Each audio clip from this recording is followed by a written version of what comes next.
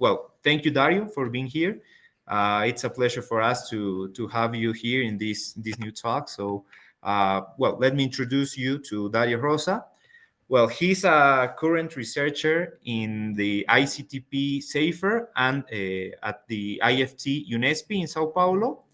He made his PhD in theoretical physics in the University of Milano. And well, his current interests are about quantum technologies, in particular about how to use techniques from many body systems to quantum technologies. So in the case of today's talk, well, he's gonna talk about some specific application of this method, which is the case of quantum batteries. So of course, we sent you the abstract of this talk, and the name is that you can see, which is Moving Towards Quantum Technologies, the case of quantum batteries. So, well, I have met Dario last year in Journeys into Theoretical Physics, which is a course. So it's a pleasure for me to have you here again, Dario. And well, you can start. Thank you. Yeah, thanks a lot. Yeah, it's a great pleasure to participate to this activity, this Club G Fisica Teorica that you organize. By the way, I realized that now that I can speak Portuguese, I can understand very well Spanish. I could understand all your discussion about how to make the questions and so on. So I'm very proud of that. Anyway, so let's start. So as Dario emphasized, the idea today is to talk a little bit about the business of quantum technologies. Now, I'm a theoretical physicist, so I'm not gonna, I will say few words, but really few words about experimental implementations because I don't know much about that. So I will talk more from a theoretical point of view. And so we could also say what a theoretical physicist can do for quantum technologies. In some sense, sounds like a contradiction, right? Because technologies are applied things. So how a theoretician can work on that, I will try to convince you that there are things that can be done. So this is a little bit the outline of today. So I will start by probably reminding you, I think many of you already know what I mean, the concept of quantum revolutions. And actually we have, let's say, two quantum revolutions, the first and the second, and I will specify a little bit what I mean by that. Then I will introduce a little bit the idea of the principle of quantum technology. So what are the main guiding lines when you want to talk about quantum technologies? And then I will provide you a sort of step-by-step guide. So how quantum technology start, get developed, and finally, maybe will become something useful. And then I will focus on the actual, let's say, content of the talk, which are quantum batteries, that among the quantum technologies are the ones that I know a little bit more. So I will talk a little bit about what I did in this topic and what are the prospects for futures and so on. So as Dario already emphasized, please keep interacting at any time to make the, let's say, the entire talk a little bit more funny for everybody, hopefully. So let's start with the quantum revolutions. So as I said, there are two quantum revolutions. So let's start with the first quantum revolution that actually happened more or less in the 20th century. And this is the quantum revolution that we learn in our undergrad. So we know very well who are the main actors of these quantum revolutions. Quantum revolution, for example, Planck, Einstein, de Broglie, Heisenberg, Schrödinger, Dirac, and many more. And essentially what we did, or actually what they did during this quantum revolution, what they did was to learn the new rules of the game that control the physics at the very small scale. And somehow we can, let's say, summarize many statements about the first quantum revolution by thinking of talking with de Broglie and Einstein. And de Broglie probably will say that electrons are also waves. And Einstein will say, well, but light is also a particle, and it is the photon. And these two, let's say, statements get unified in the so-called wave-particle duality, which is essentially the idea, as we know, that, let's say, we cannot decide if a certain entity, a certain microscopic entity is a particle or a wave. It depends how we look at it. And essentially, they are both in quantum mechanics. Depending on what kind of experiment we do, we can, let's say, detect wave-like behaviors or particle-like behaviors and so on. And this has already many technological applications. Among them, we use lasers and semiconductors, we use cell phones, and semiconductors are useful for all of them. So let's say, in general, the first quantum revolution already happened. And let's say, they really gave us the new rules of the game. So how physics and how nature behaves when we go to the very small scale. Now, the second quantum revolution is hopefully the revolution that is happening right now and hopefully will continue to happen in the entire 21st century. Here is harder to decide who will be the main actors, probably Kitaev, probably Shor, maybe even some of you in the audience, because the revolution is happening right now. And essentially, we can, let's say, summarize this revolution by saying that now what we can do, which wouldn't possible to be done during the first quantum revolution, is that now we can build, evolve, and measure quantum states. So if you want, the idea is that it's not just we make use of quantum phenomena. This was what we did with the first quantum revolution. What we can do now, or what we are going to do now, is that we can really engineer small quantum systems to perform some specific tasks. And I will specify a little bit more what I mean by specific tasks. But let's say, let me quote a very interesting divulgative paper by Darling and Milburn in 2003, where they really summarize these ideas. They say the first quantum revolution gave us new rules that govern the physical reality. The second quantum revolution will take these rules and will use them to develop new technologies. So the idea is that we are not much developing new rules of the game, but we are learning better and better how to play with the rules of the game that Einstein, de Broglie, and so on gave us in the previous century. Okay, so what are the physical principles that are behind the quantum technology? Well, let's talk a little bit about these principles and about these ingredients, let's say, which are essentially qubits, which is the superposition principle, and which is entanglement. So let's use the example of the computer, the classical computer that we are using right now, and the quantum computers. So we know that in classical computer, the unit of information is the bit, and this bit can take two states, can, let's say, assume two different values, and these two values can be 0 or 1.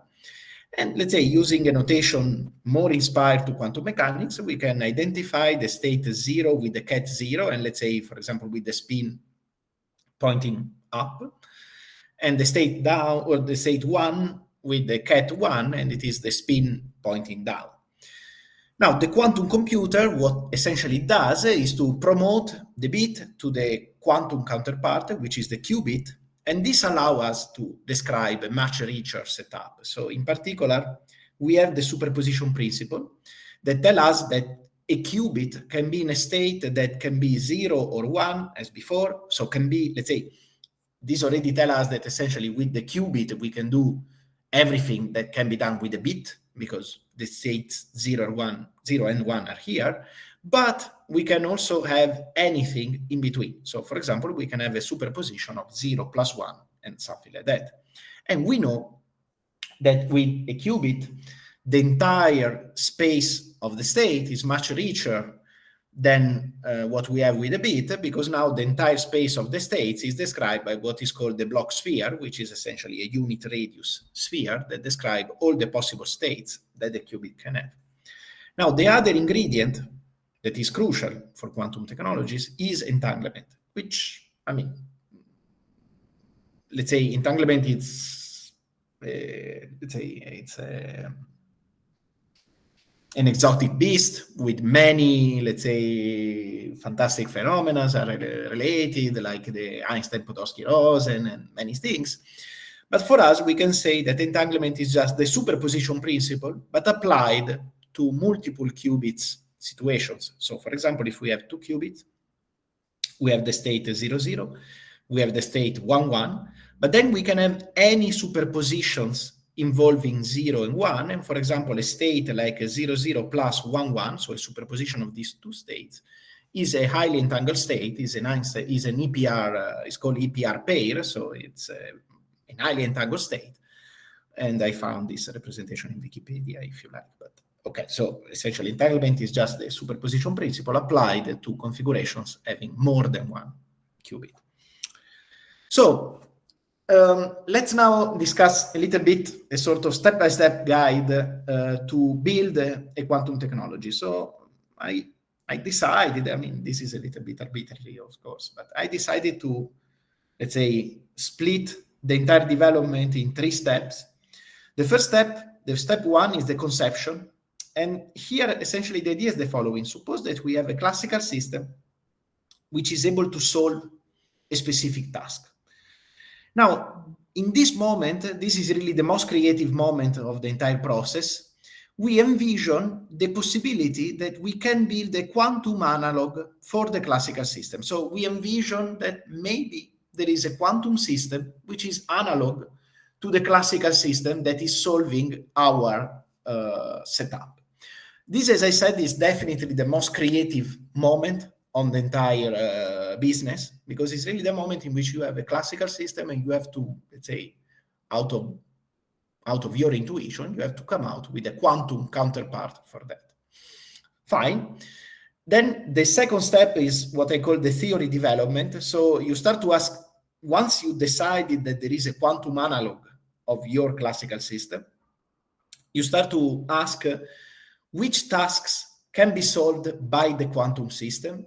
You can solve new tasks, or maybe you can solve the same tasks, but in a much better way.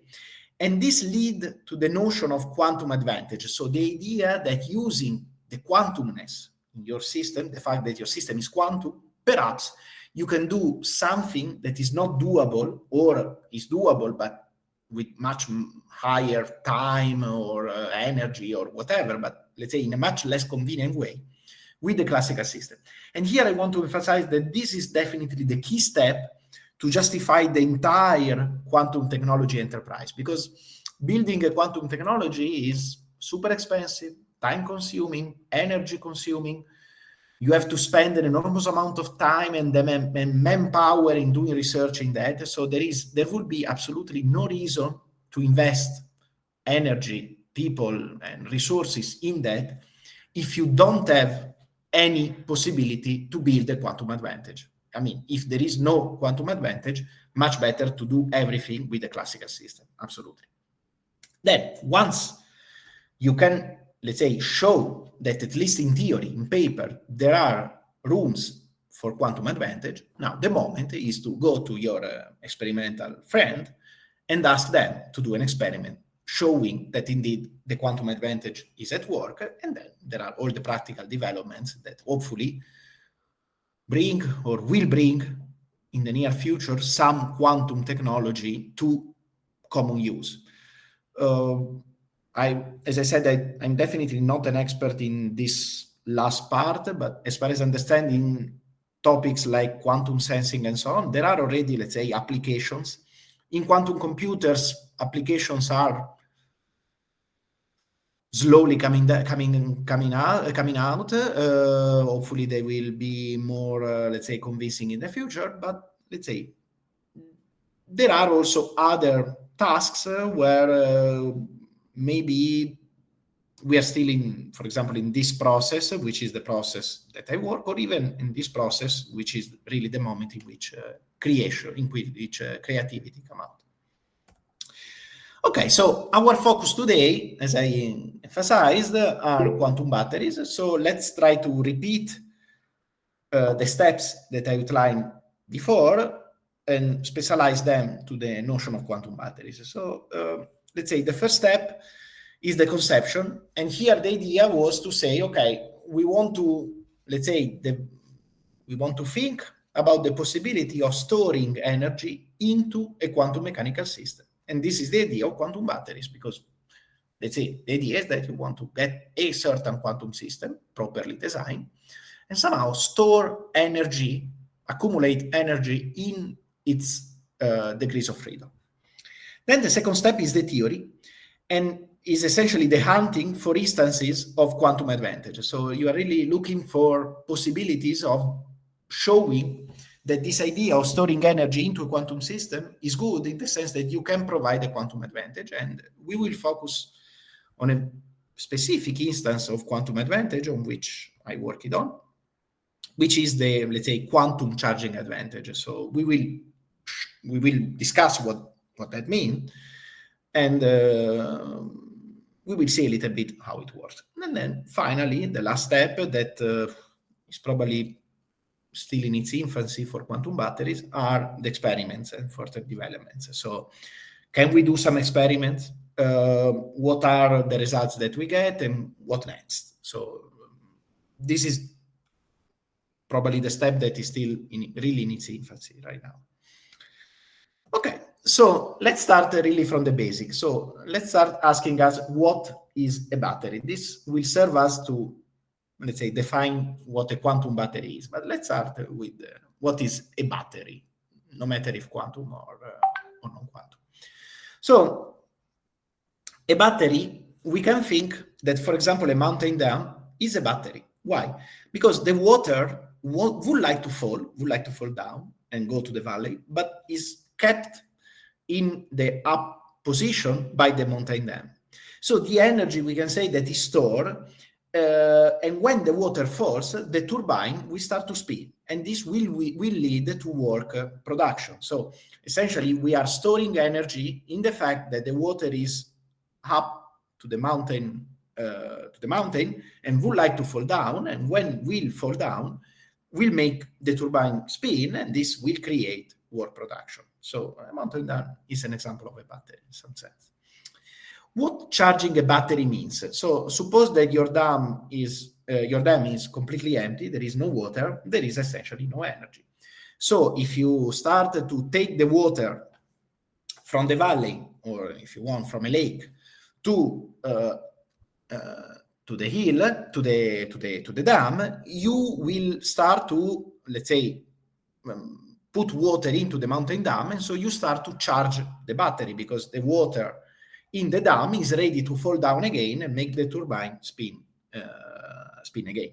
So here we are charging the battery when we take the water from, let's say, the sea, and we bring it to the mountain dam, and this is what, let's say, the climate is doing for us with rains and with the cycle of water.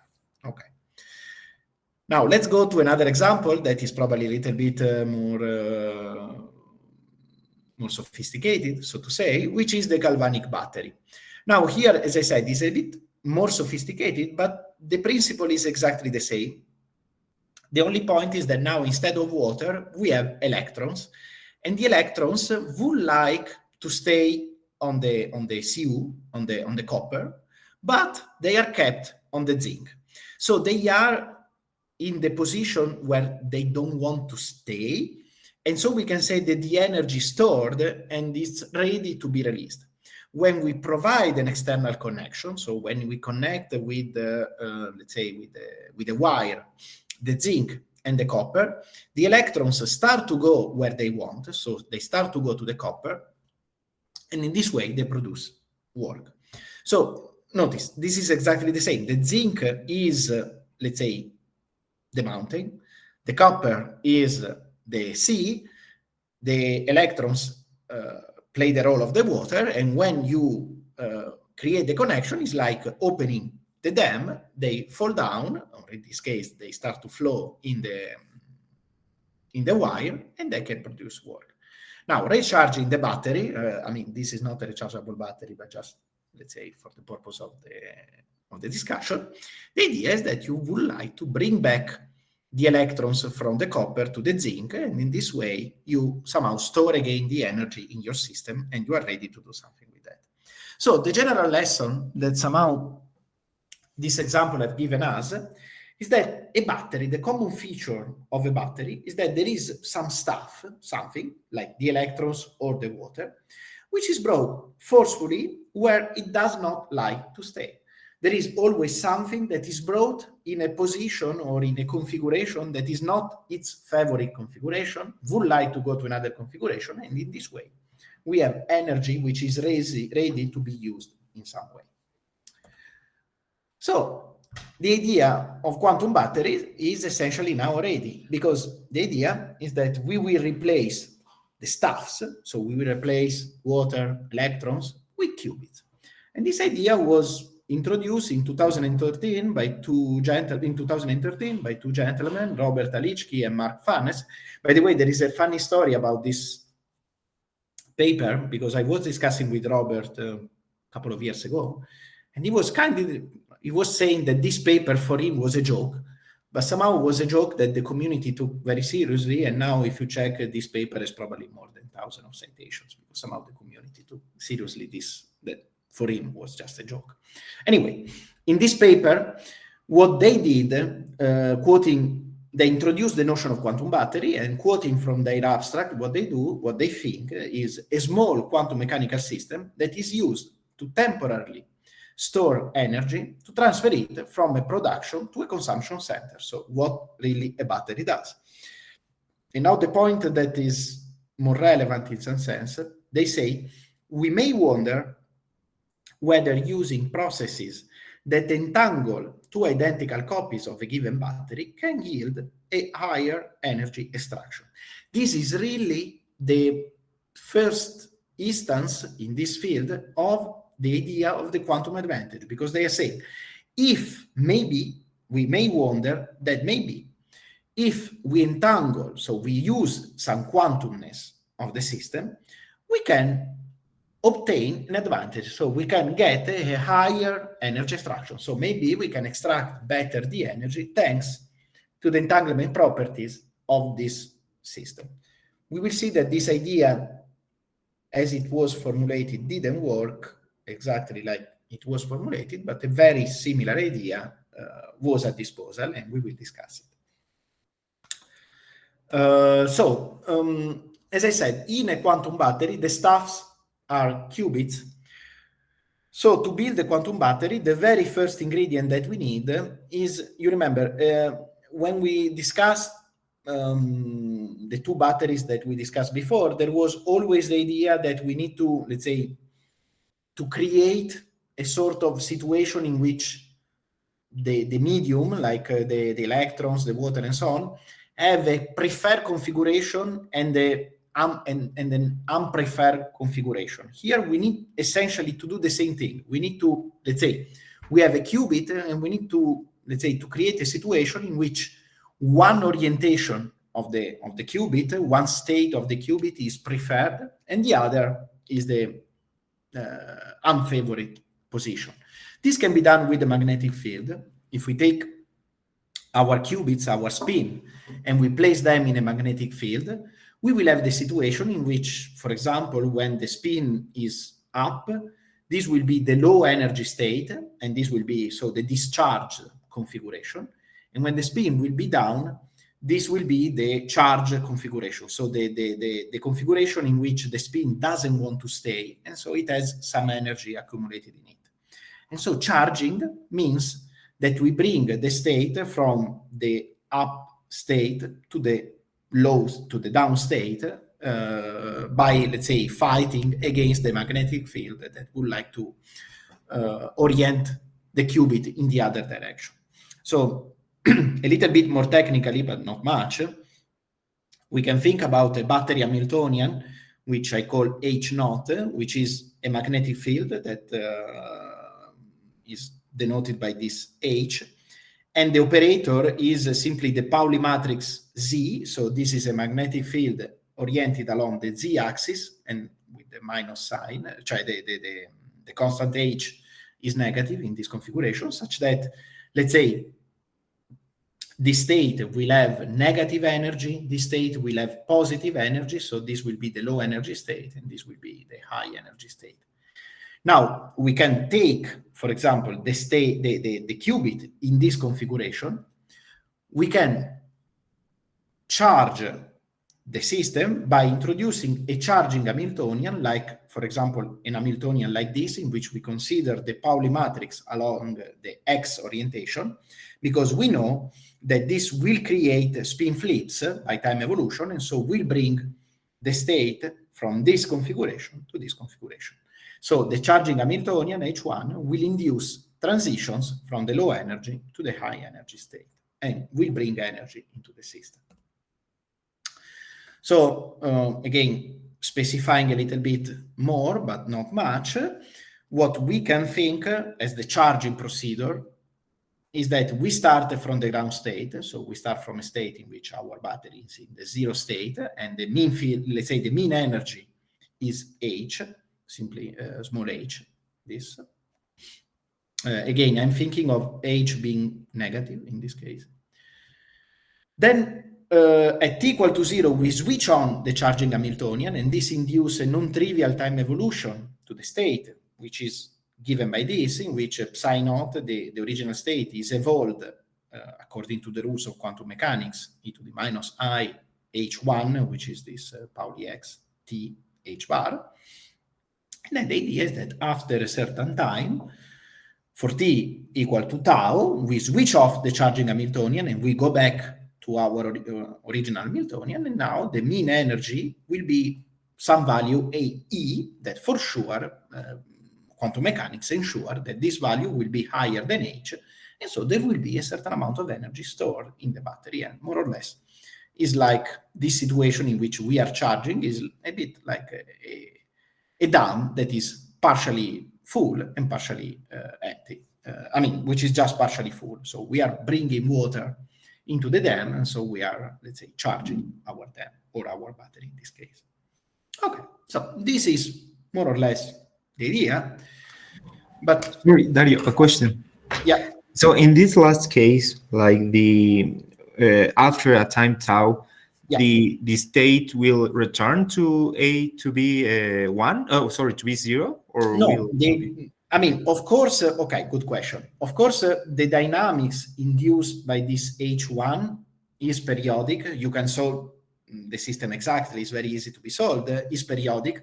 So if you are, let's say, so unlucky to switch off exactly after one period, we will be back to the zero state, and this is bad because essentially you did something, you turn it on an Hamiltonian, you did some time evolution, and you end up with a state exactly that was the previous state. So this is bad. But since the dynamic is periodic, the idea is that you switch off the Hamiltonian exactly when you did the transition to the up state. At that moment you switch off, and in this way you have stored the maximum amount of energy. If you're not that good, but not that bad as in the previous case in which you wait exactly for one period, you will end up with a certain superposition of 0 and 1 with an energy that will be between, let's say, plus H and minus H. Does it help? Okay. Yes, thank you. And the time average energy will be greater than H in this case. Okay. Yes. Okay. Yes. Will be greater than H because H is the ground state energy. So by definition, any other state has energy higher or at most equal if you are so unlucky to wait an entire period, right?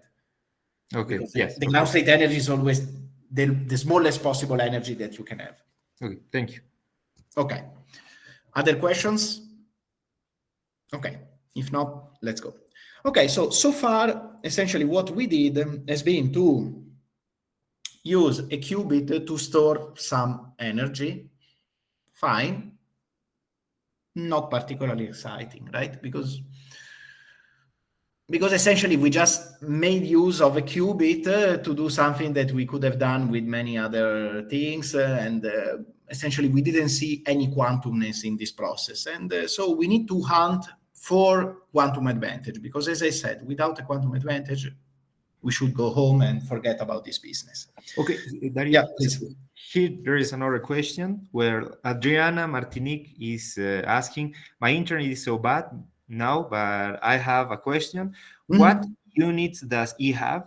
Because it says it's more than H. Sorry, can you repeat what? Units. I'm always working in units of, let's say, H bar. Let's say that I'm working always in, probably you could fix H, to be equal 1, for example. And so the possible energies are between -1 and 1, and D is between -1 and 1. So -1 is the ground state energy, and E is the, sorry, here maybe there is a problem. This H is not the Planck constant, it's the H constant that is the constant of the magnetic field. So it's not H bar, let's say. Yeah, I think she was wondering that. So H okay. No, sorry. I apologize. This H could be called A. I mean, it's just a constant that controls the magnetic field, the intensity of the magnetic field. And, the eigenvalues of the Pauli matrices are +1 and -1. So the possible, let's say, the possible energies goes from -H to +H, where H is just the magnetic field. And this energy is always larger than, again, for some stupid reason, H is a negative number. So actually -H is positive and +H is negative. I apologize for this choice. It's a bad choice. But so we go to an energy that is higher than the ground state energy. Does it help? I think she has not the mic, but I think the answer was okay. Thank you. Good. So as I said, now it's the time to think about quantum advantage, because otherwise we are just making a nonsense game. Nonsense, we are just making a boring game. So what we understood is that a key quantum aspect that has absolutely no classical analog is entanglement. And we said that entanglement is essentially the superposition principle, but applied to many qubits, not just one.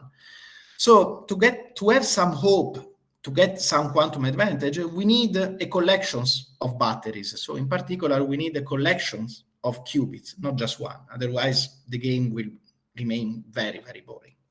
So we can think, for example, of having 4 qubits in this case, and we can think about the discharged state, the state in which all the qubits are pointing up, and the charged state in which all the qubits are pointing down. So in this case, the battery Hamiltonian is simply the summation of all the Pauli Z. So the idea is that we take this, so physically, if you want, suppose that you go to a lab and you do the experiment, what you are doing, you are taking a constant magnetic field, constant because H is constant and is the same for all qubits. And the idea is that you create this magnetic field oriented along the Z-axis. You take your 4 qubits and you put these qubits in this magnetic field. And they will want to, let's say, orient parallel or anti-parallel, depending on the sign on H, with the magnetic field. And so this is the battery Hamiltonian. This is, let's say, the mathematical formulation of this idea, in which you take a magnetic field and you place the qubits in the magnetic field. And so now the game is, because now we don't have just one qubit, we have many of them, so we have much more freedom on the choice of the charging Hamiltonian, so on the choice of this H1 that introduced the energy into the system, and we can play with it. And the idea is that we want to, let's say, explore the possibility of having some sort of quantum advantage. And here we need to choose a figure of merit, and the figure of merit that we are discussing today is the charging power. So in particular, we will ask, is it possible that collections of quantum batteries, so collections of qubits, can be charged at a faster rate than classically, so then without using any quantum feature? And if this is possible, so if we can, let's say, use and we can charge these qubits faster than without using quantum mechanics, which charging Hamiltonian, which H1 we should use in order to get this quantum advantage? So this is the kind of task that we will address today. So how we can charge at a faster rate, how we can improve the speed of charging by quantum mechanics. So to start with, we need to discuss a little bit what we can do classically. So by classically, I mean, suppose that we charge this qubit in a way that doesn't use any quantum mechanic effect. So by classically, I don't mean that we compare our quantum battery with a classical battery like the battery of our phone.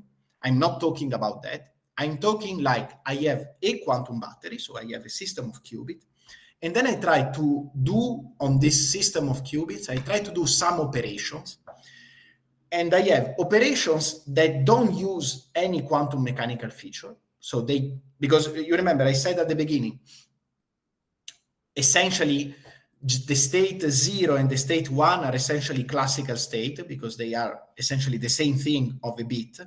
So I can, let's say, I can do a dynamics that doesn't use any quantum effect, or I can do some dynamics that use some quantum effect like entanglement and so on. And the idea, so the question formulated a little bit more properly, is that can I, let's say, use quantum effects such that I charge faster than without using quantum effects?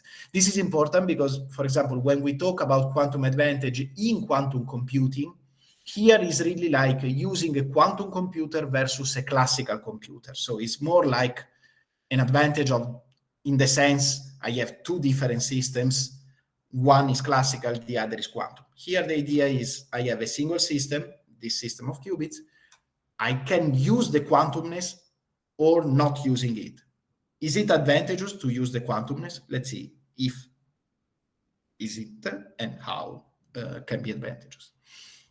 So let's start about the classical charging. So charging the qubits without using any quantumness. And here there are theorems for that, but it's quite, let's say, natural to realize that there are essentially just two choices that we can do. One is what is called the parallel charging. So the idea is that we have two cells, like the two qubits, and we charge them independently. We pick one charger here, one charger there. So the idea is that we use in Hamiltonian, a charging Hamiltonian, H1, which is simply the sum of the Pauli X for the first qubit and the Pauli X for the second qubit. So this is really like charging the two qubits independently from each other. They don't talk to each other. In this way, this is very fast, but require two chargers. So require to double the kind of resources that we are investing in the process. So the power increase linearly with the number of cells, but the renormalized power, so the power divided by the amount of resources that we are putting into the process, stay constant because we double the power, but we also double the number of chargers, okay? The other possibility is the serial charging, in which essentially we do a two-step process. We first turn on an Hamiltonian that charge only the first qubit, and after that, we turn on another Hamiltonian that charge only the second qubit. This is done with one charger, but we need twice the time because we need a certain time to do this and the same time to do this. So the renormalized power and the power are the same because, by construction, and they are again equal to the single power. So if you want combining the two things, we learned that the normalized power, so the power divided by the amount of resources, is the same in the two cases and is fixed by the properties of a single qubit, because this E1 is a function of a single qubit. So the lesson is that we don't have any collective effect. The fact that we are charging two qubits doesn't provide any additional resources. And let's say the charging rate remain the same, which is always this one, let's say this one qubit quantity. Okay, so absolutely no collective effect.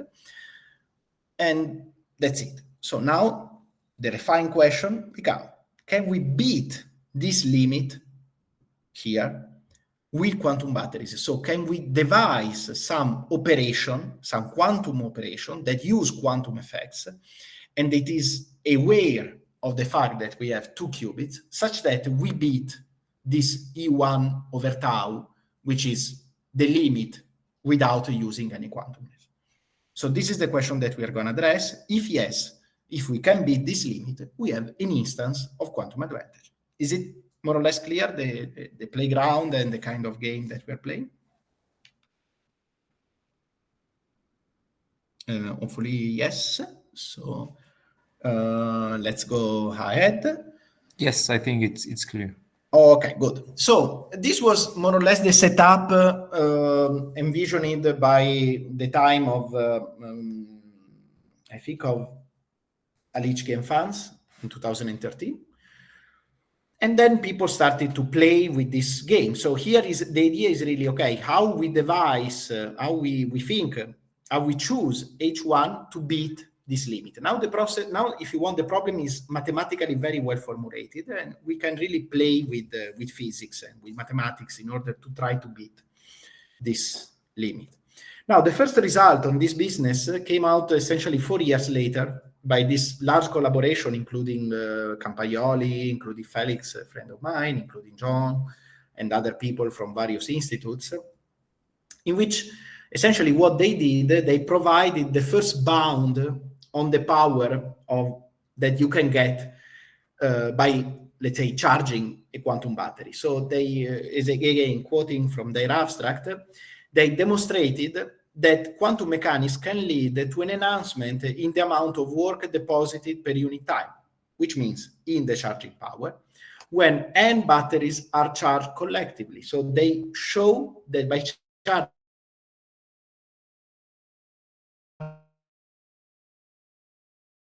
triggered by quantum mechanics, batteries effectively, you can get an advantage by the mathematical proof, mathematical theorem, deriving an analytic upper bound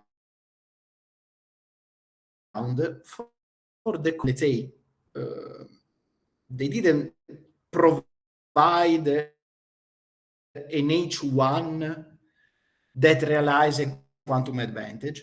What they did was to provide a bound, saying we don't commit on the particular H1, but let's say, okay, let's go. But let's say they provide a bound, like they say, you cannot get any advantage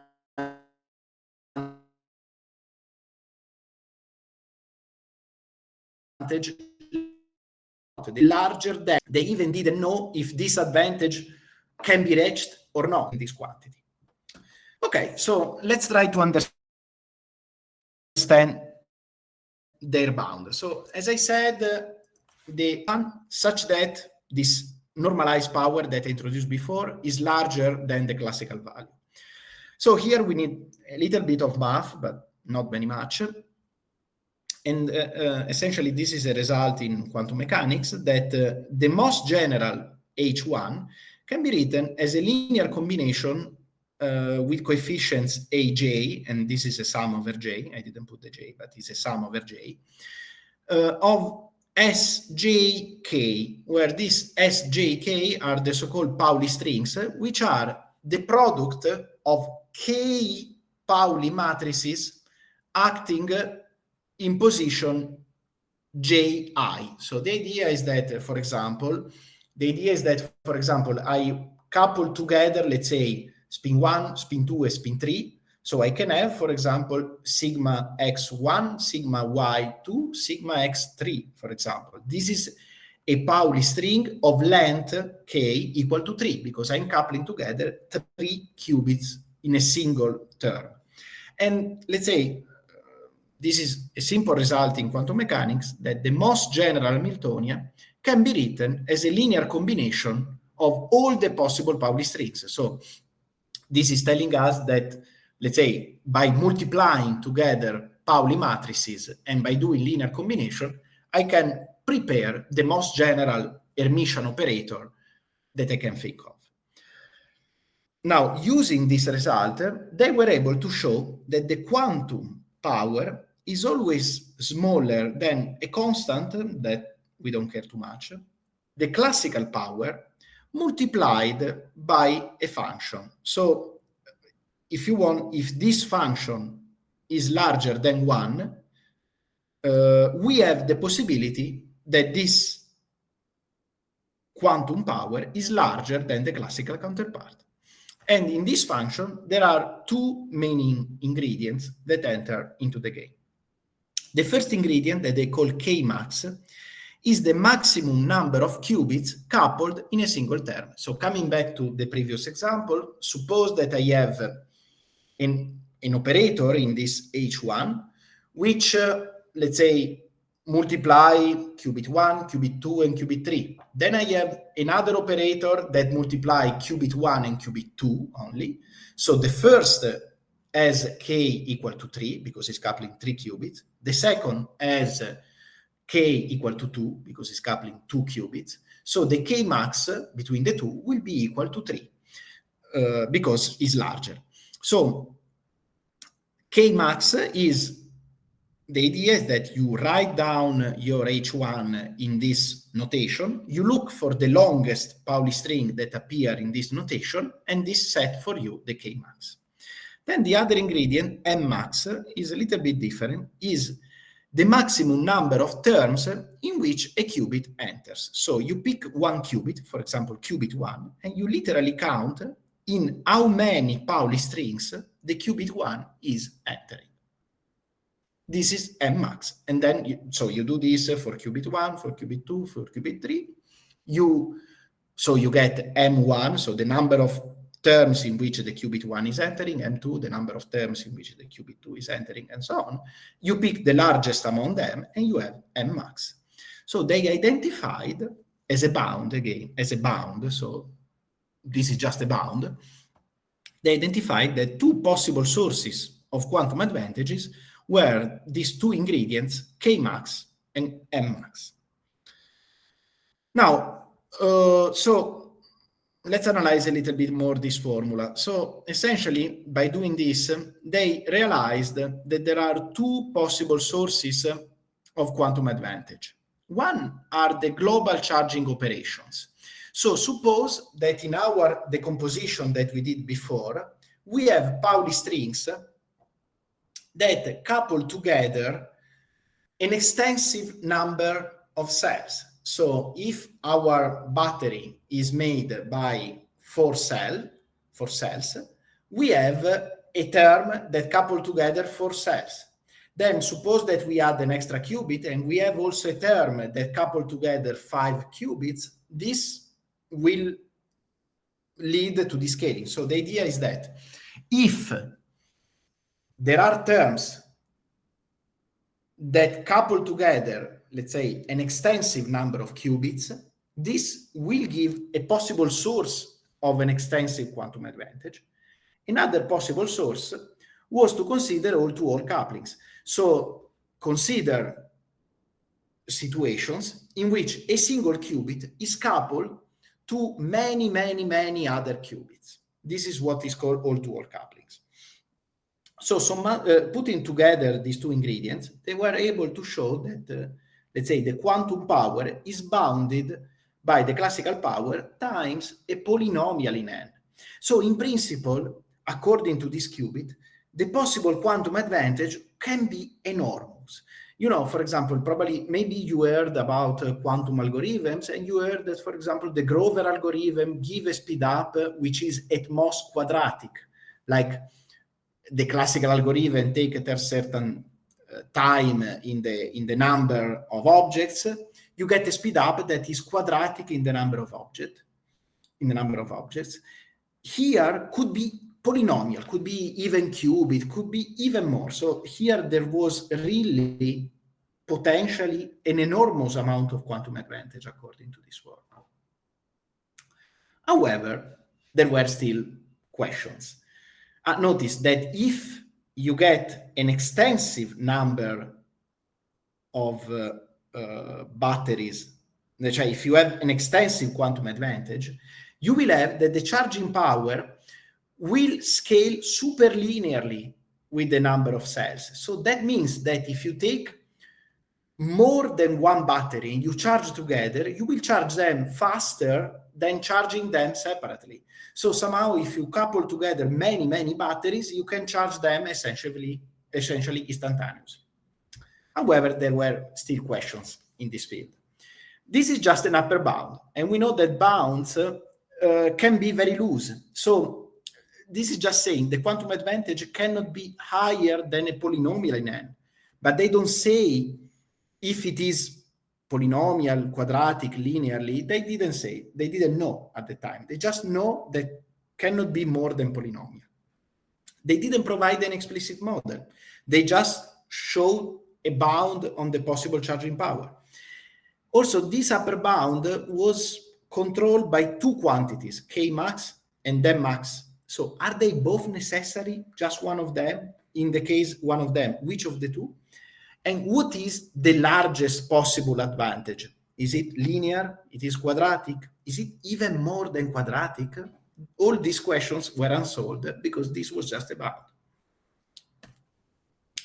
Good. So we started to address these questions. And in 2020, what we did in this collaboration with Marcello, with Davide, with Marco, and with Matteo, what we did was to find the first explicit model in which we could get a quantum advantage. So to do that, we examine a particular quantum many-body system called SYK. And in this system, we found that indeed the charging power was scaling more than linearly in n. So we know that classically the charging power scale at most linearly, so we were seeing an extensive quantum advantage. So this was the first example. Here, I see that I'm going a bit slow, so let me skip a little bit the details. Let me just say that what we did was to devise an Hamiltonian written in another language in which both M max and K max are more than extensive. So we were taking a situation in which both the ingredients were potentially giving rise to quantum advantage. And what we saw was that indeed the power, the classical power, the classical renormalized power was constant as expected. And in this setup, the classical renormalized power was instead scaling extensively with the number of qubits. We didn't answer other questions because, as I said, in these configurations, we had both M max and K max scaling with n. So we didn't answer the question if they are both necessary or just one. Moreover, by doing a bit of mathematics, you can see that with this Hamiltonian, if you apply the bound that we discussed before, the charging power could scale probably quartically, like at the 4 power of n. This was instead scaling much lower than at that power. So this was giving an idea that the bound that we discussed before was quite loose because this was scaling much less than what the bound was saying. But at least we had the first numerical, because this was a numerical study, the first numerical study in which we showed that indeed you can have a source of quantum advantage, an extensive quantum advantage. Now, this has been further explored in this other paper that came out 2 years later in collaboration with Juno Kim, Jan Olle, and Jeff Murugan, in which I don't enter too much in the details, but essentially what we showed, or not really showed, what we started to understand analytically was a connection between, let's say, the charging power and the dynamics, the underlying quantum many-body dynamics. We can discuss more in details later, but let's say we started to understand what are the main ingredients in the SYK setup in order to produce the quantum advantage. But the real breakthrough came out in 2022, when I've been lucky enough to meet Joo Yong Kim in Korea, at the time a student, who was able to provide a much tighter bound to the maximal charging power. So what essentially Joo Yong was able to do at the time was to provide a mathematical theorem, a proof, so a mathematical theorem for a much better bound on the maximal charging power that was possible to obtain. So essentially, he was able to show that with respect to the bound introduced here, that was the bound provided by the first paper, the M max ingredient was completely irrelevant. And this term was not there. So I'm not saying that this paper was wrong. It was just providing a bound that was less effective. What Julian was able to show was to show that Mmax is completely irrelevant and the entire charging power is controlled by Kmax. So was able to refine this bound, removing this term, and finding a much tighter bound on the maximal charging power, and showing that the maximal quantum advantage, which is the ratio between this term and this term, is actually scaling linearly with n. So that global charging operations, parameterized by Kmax, are the only necessary ingredients. The all-to-all couplings are completely irrelevant, and they are actually not enough for the charging advantage. And so an explicit example of an Hamiltonian that realized this scaling is this Hamiltonian, which you multiply altogether all the possible Pauli X. This is an extensive operation that created the quantum advantage. Now, let's discuss. Let's discuss a little bit how this global charging works. So how you can get this quantum advantage. Now, the idea, again formalized by Julian in a following paper in 2023, was to realize that at the quantum level, two qubits form really a new entity because they can form entangled states. So he realized that charging the battery means that in the space of the states, you need to bring your state from the discharge state to the charge state. And if you use entanglement, you can find shorter path in the space of states to do this process. So the charging advantage is coming because without entanglement and without using quantum mechanics, if you want to bring this state to this state, what you have to do is to follow this long path. When you start to use quantum effects, you can explore new paths that are shorter, and so with the same speed, you can achieve a better time because you take a shortcut. So let's see, just to joke, some consequence of this idea. So let's say what we saw is that the best possible advantage is n times the number of cells. So for example, a battery consisting of 10 cells will charge 10 times faster than the single battery. So we decided to make let's say some numerology, and we said, okay, suppose that we apply this technology to electric cars. Now, the typical electric car has about 200 cells. So that means that if we can use quantum mechanics to charge these 200 cells, you can charge 200 times faster. So that means that instead of taking 30 minutes or 10 hours to charge your car, it will take 3 minutes or even 9 seconds to do this charging process.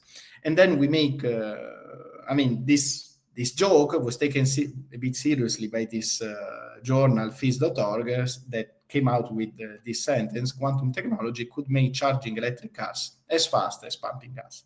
Of course, let's say, before applying quantum batteries to electric vehicles, there is a long story.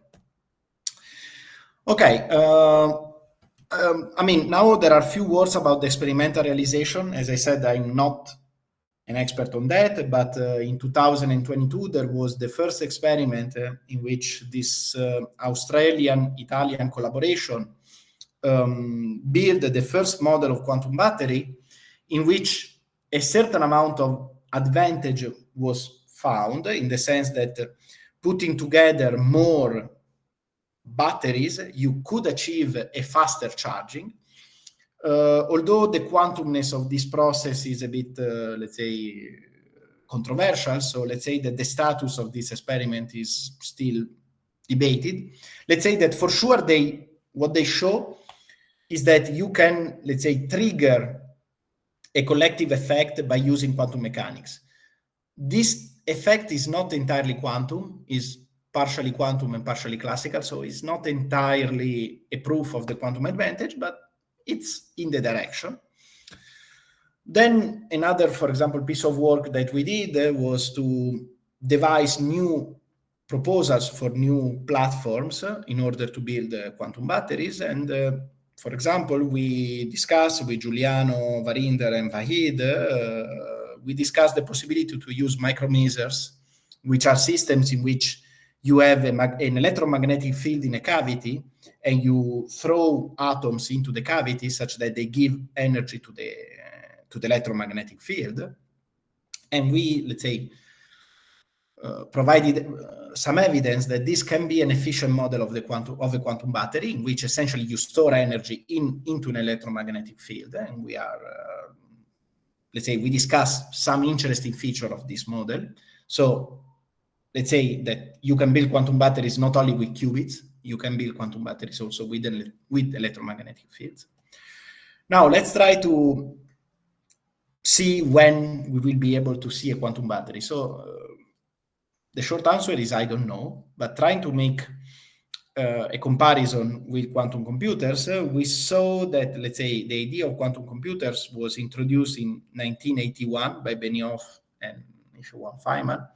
The idea of quantum battery came much later by Eliashki and Fan in 2013, but then the theory was much faster in being developed, and the first experiment came out in 2020, while IBM took 2001.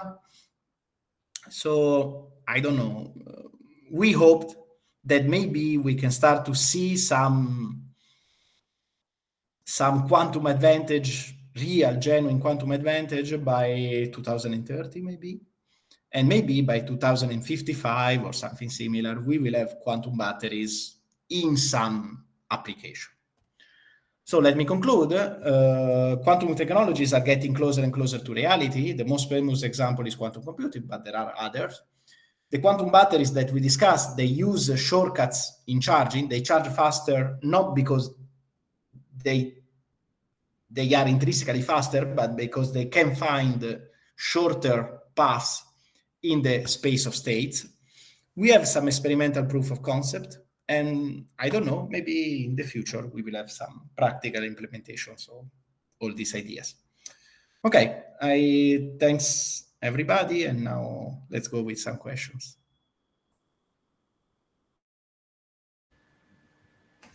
Thank you very much, Dario. Such an interesting talk. Well, so if there are some questions, please, you can open the mic, or you can write them in the chat that we can read them, or we can traduce them. If you want to ask also in Spanish, there's no problem.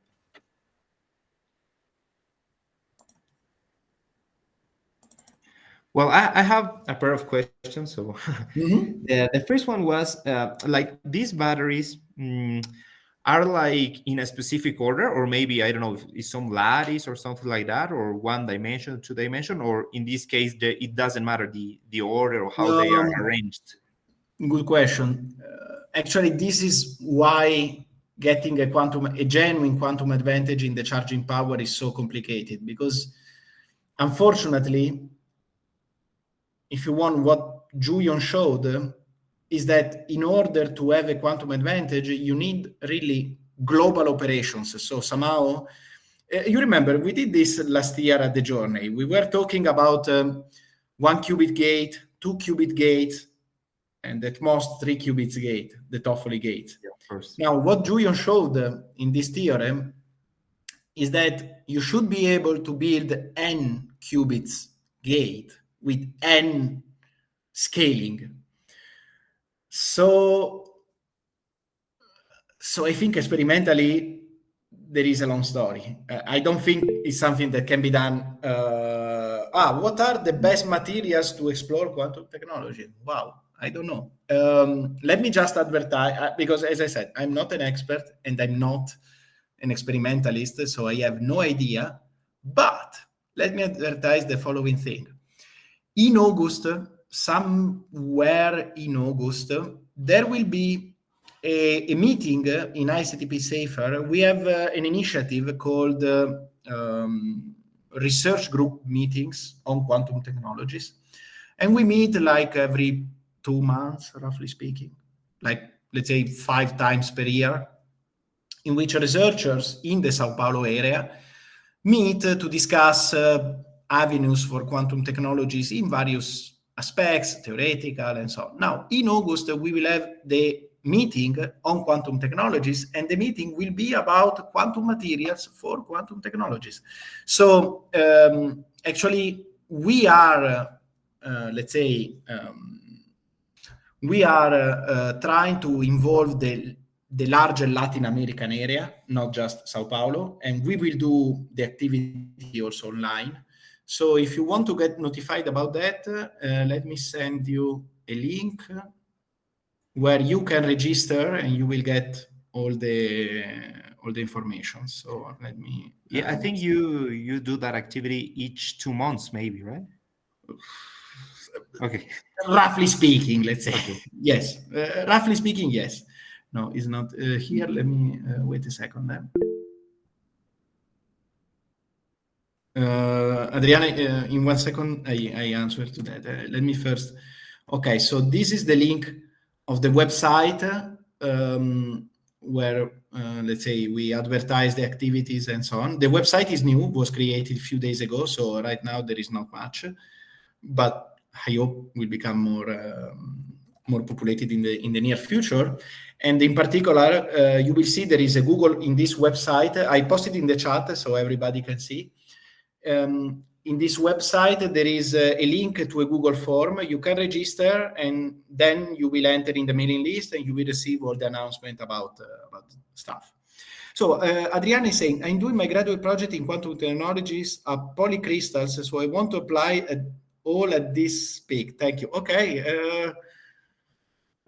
Okay, I think the next group meeting on quantum technologies will be good for you. So please participate. Of course, I guess online. I guess it's not easy to come here in person, but please participate online. Will be great. Okay, and one more questions. Okay, Diego. Question, maybe.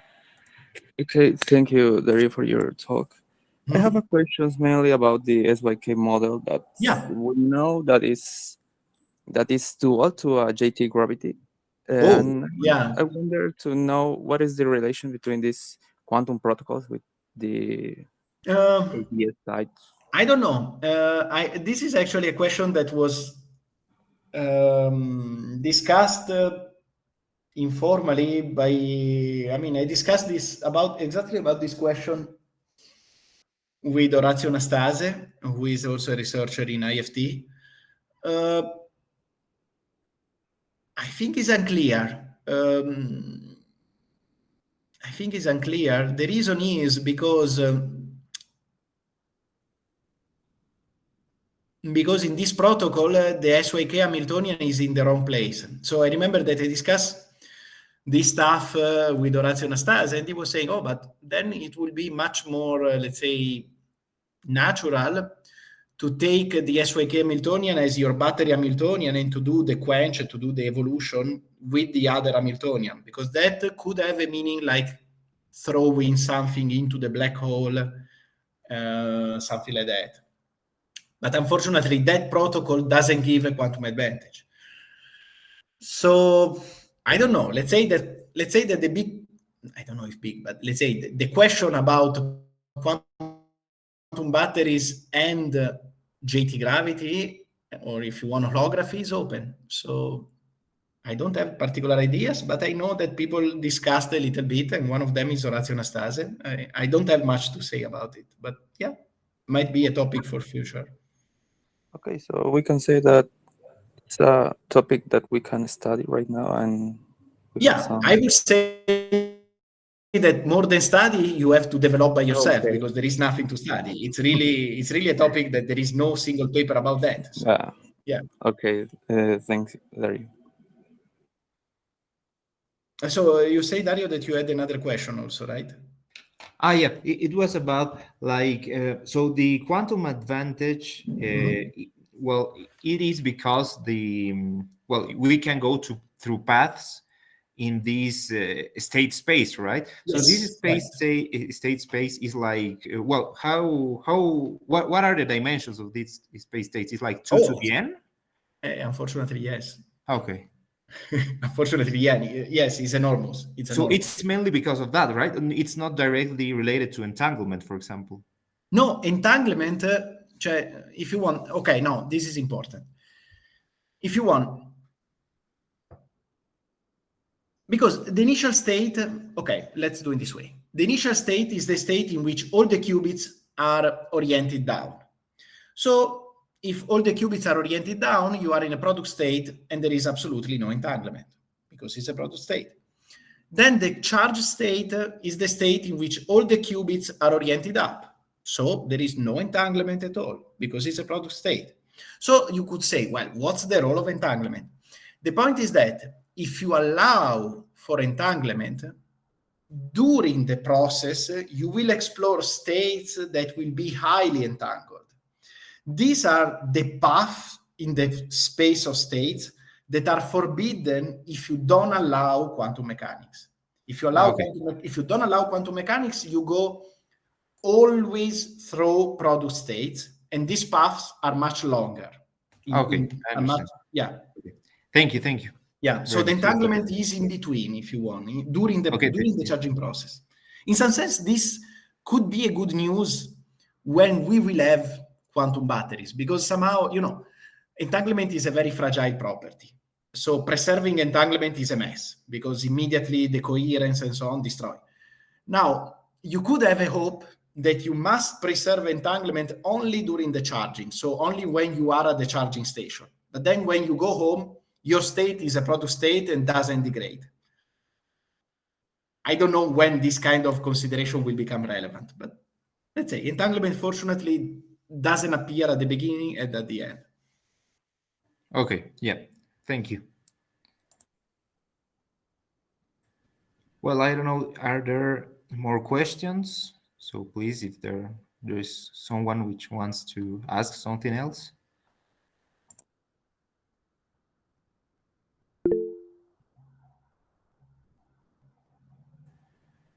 Okay, there's a question. Mm-hmm. Well, Pedro asks, can semi-classical batteries exist? Semi-classical. So let's see. So you think about batteries in which, what do you mean by semi-classical? You mean something like this, let's say, hybrid classical quantum algorithms, like, for example, variational algorithms in which you do part of the algorithm with a classical computer and part with a quantum computer, or more like building a quantum battery with a system with a classical limit, and so discuss the semi-classical case. Which of the two you have in mind, or maybe something else?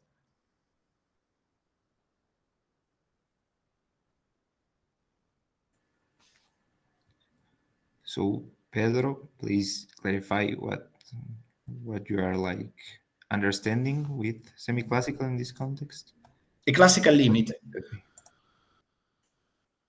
I believe so. I believe so. Probably not really the problem, but the challenge is that, at least for me, the mathematics of systems with the semi-classical limit is a bit more complicated, especially when you go to the many-body setup. So it might be a bit challenging, but could be rewarding. I would say the following: probably not rewarding at the level of the final result, but probably could be rewarding to see how quantumness, let's say, in a very controlled situation, how quantumness improve the performance, because you start from, for example, from a classical system, then you start to introduce a bit of quantumness by going to the, let's say, or vice versa. You start from a quantum system, then by going to the classical limit, you can see how the quantum advantage. So might be worth to think about this thing to better understand the quantum origin of the thing. So it might be an interesting idea. Why not? I don't have a concrete idea, but could be could be an interesting idea. Yeah, thanks.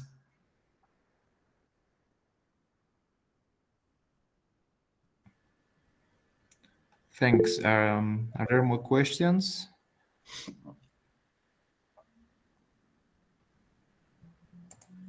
Well, here I'm seeing the chat, and I think there are no more questions. Well, if there are no more questions, well, let's thank Dario. It was a pleasure, a very interesting Thanks a talk. lot. So, well, for people who are more interested, we're gonna send like the link of the. There is yeah. No, it was wrong. Continue. Sorry. So was unwanted? Yeah, I think it was a mistake. Okay, yeah. Okay. Well, so as I was saying, well, we are gonna send the link which Dario wrote here on the chat. Yeah, If there please. are people which are interested in these talks, which are from the ICTP Safer, right? Yes, these are activities that, let's say, they are hosted by ICTP Safer. Okay. But more generally, let's say this really want to be a platform for exchange of news, exchange of so there are even the possibility to write blog posts or, for example, advertise events. So I encourage people to start to populate this website and let's say see what is going on. The idea, if you want, we did a couple of meetings and we realized that it will be important to coordinate more and to have like a Latin American initiative for quantum. Okay. And so this website has been created with this idea to connect people in the Latin American area. So feel free to also to send initiative, to send blog posts, whatever. There are all the links, and then we'll be prepared. If I'm not wrong, like these activities are transmitted by Zoom, right? Yes. Okay. Up to yes. And actually, yeah. Okay. Well, so we're gonna send that link in the group. So if there are people which are interested, they can see that those activities too. Perfect. So thank you, Dario. Gracias a todos. Thanks a lot. It was a pleasure and very interesting. So thank you very much for your time. Ciao ciao. Ciao ciao. Arrivederci. Arrivederci.